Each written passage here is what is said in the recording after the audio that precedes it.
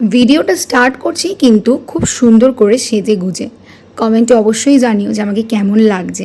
এবার এই সাজগোজ কিসের জন্য সেটাই তোমাদের বলি। দেখেই তো নিলে হ্যাপি অ্যানিভার্সারি পিছনে লেখা, কিন্তু এটা কার অ্যানিভার্সারি?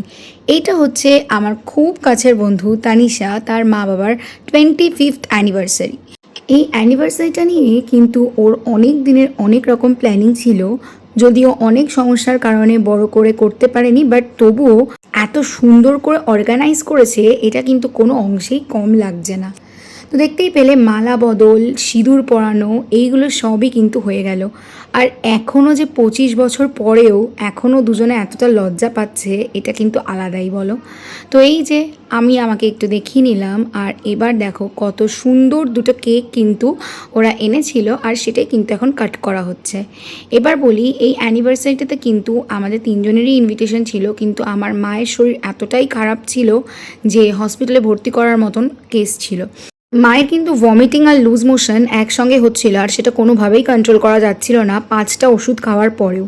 তো তাই জন্যই মা যেতে পারেনি। যাই হোক, মায়ের কথা বাদ দাও, তোমাদের অল ওভার অ্যারেঞ্জমেন্ট কেমন লাগলো জানিও। এই যে হচ্ছে তানিশা, তো ওর সঙ্গে একটু ভিডিও করে নিলাম। আর এই যে আমি আর আমার বাবা গিয়েছিলাম। চ্যানেলটা কিন্তু সাবস্ক্রাইব করতে ভুলো না, পরের পার্টে আসছে নতুন ভিডিও।